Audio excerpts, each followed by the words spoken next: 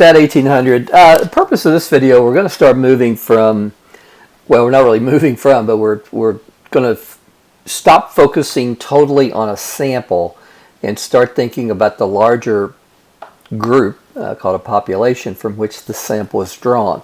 Now, a good illustration that you'll see ad nauseum in this class is if you can think about a sample being drawn from a larger population.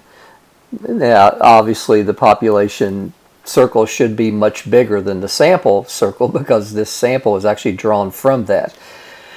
But I want you to step back from that and kind of think about how samples and populations relate. Now, first of all, we get into a situation with notation. For example, as we're going to see in this video, we can have a mean from a sample or we can have a population mean. If the mean comes from a sample, then the notation we use is x bar. If it comes from a population, then the notation we use is mu. It looks like a u, but it's not. Just kind of a real extreme cursive written mu. Guys, we can also have a standard deviation from a sample or a population. Typically, the standard deviation notation from a sample is Sx. Sometimes you'll see just S.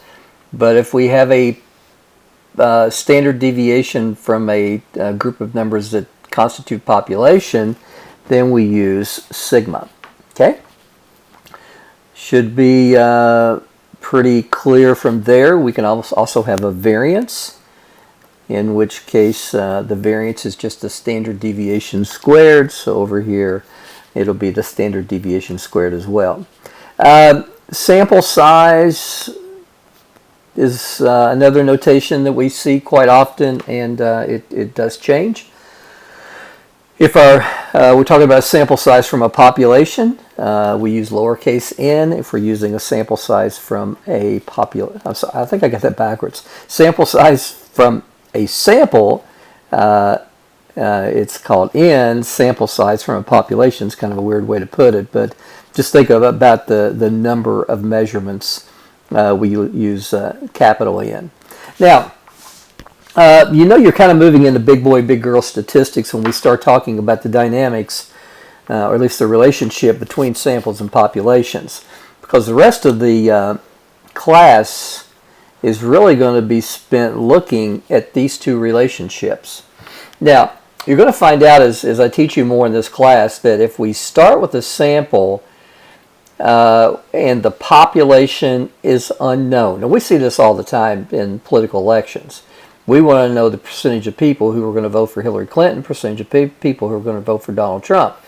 Well, we took a sample, and I'll tell you right now, we didn't do a very good job taking the samples. But we use that information from a sample to make a statement about a value from our population that's unknown. When we do that, we use what's called inference. That's called inferential statistics. Right now, what we're doing is called descriptive statistics. When we move into big boy, big girl stuff, we get into inference. Inference is about using information from a sample to make a statement about an unknown value from a population. So if we have a mean that is unknown, we would go over here and collect a sample mean and use that sample mean as an estimate of the population mean. Now, the reverse is literally the reverse. We start with a population that is known, but the sample is unknown. And the branch of statistics, actually it's really its own branch that applies to that, is called probability. Probability is all about knowing the parameters of a population and using probability to find the likelihood or the probability of getting a sample from the population. So, for example, if my population is a deck of cards, I might want to know, well, what's the probability of getting a 2, 2, 3, 3, 3? Well, that's a sample from the population. I could use laws of probability, things that I'm going to teach you in the next few videos, to make those determinations, make those calculations. The IQs, for example, for everyone in our country, mean is approximately 100, standard deviation of 15. Well, what's the probability of choosing someone and their IQ being higher than 120? Well, again, things I'm going to teach you in the rest of this class, allow us to answer questions like that. Now, guys, I need a sheet of paper, so hold on just a second.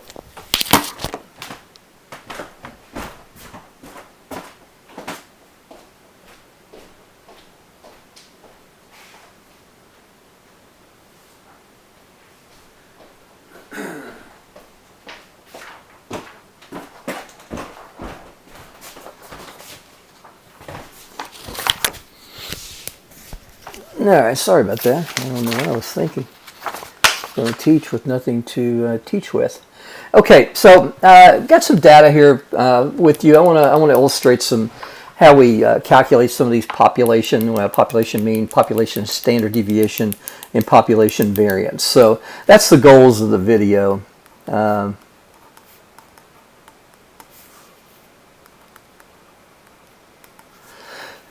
Is to see how we calculate the population mean, the population standard deviation,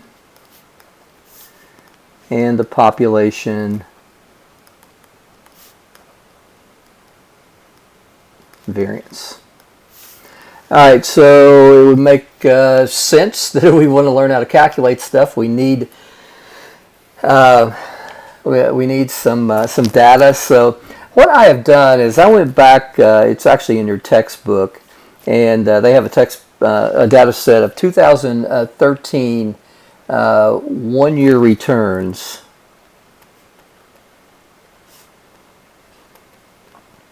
on some very common stocks.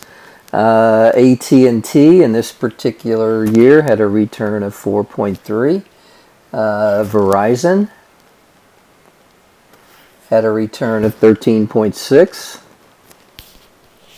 Pfizer, I chose it because I have a friend who works for Pfizer, 22.1. HP, I chose it because I have their printer. They had a great year. And GE, not really sure why I chose them because, actually the refrigerator we have in the basement is GE. So there you go. All right. So we've got a small manageable data set, but the assumption for these calculations is this is a population and not a sample drawn from a larger population. So if that's the case, first thing we may want to do is to calculate the mean. Well, it turns out that the mean is calculated for the population mean is calculated exactly like the sample mean. We take the sum of our scores and divide by how many we have. Now we use CAPN here because again we're looking at a population. So guys, we would have 4.3 plus 13.6 plus the numbers in between, all the way up to 32.5, and of course divide by 5. If I've been on top of things, I would have already had this calculated. Actually, I do.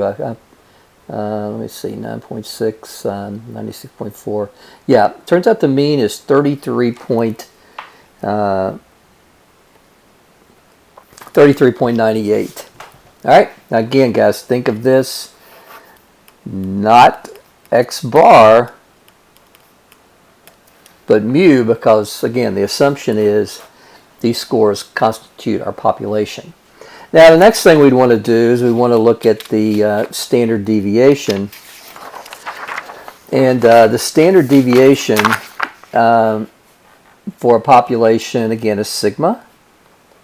And the formula is to take the square root of the sum of the values minus the population mean squared over n instead of n minus 1.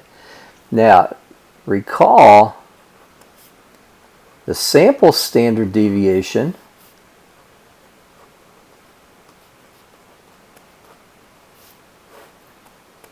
divides by n minus 1. The population standard deviation we divide by n instead of n minus 1. So guys, if we're going to look at sigma, the calculation, I'm going to teach this exactly the way I did for the sample standard deviation. Our data,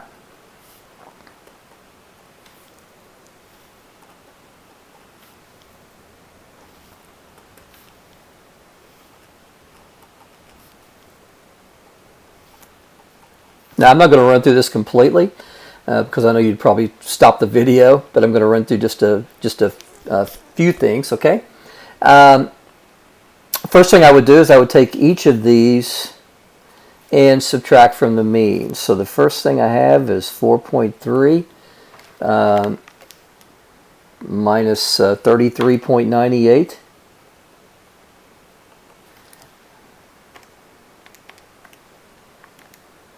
And I get negative 29.68. And guys, I would do this for all of the measurements. So the next one I would do 13.6 minus 33.98, 22.1 minus 33.98. I think you get it. Next thing I'd want to do is I would want to square these values. So I'm going to take negative 29.68 and square it. So I'm going to get 80.9024. So whatever I get here, here, here, and here, I'm going to square that. So I'm going to get these measurements right here. Now, essentially what I've done so far is I've taken care of this calculation. This notation says I need to sum. So I would add this number plus this number plus this number plus this number plus this number, and I would get the sum of these values. It's called sum of squares. That number would go right here. Then I would come in and divide by 5 and then take the square root of that. If I was calculating the standard deviation for the sample, I would do the same thing. Instead of mu, it would be x bar, but in terms of the calculations, it's going to be exactly the same. But instead of multiplying by 5, I would multiply, instead of dividing by 5, I would divide by 4. It's the only difference in the population standard deviation and the sample standard deviation. Now, remember the variance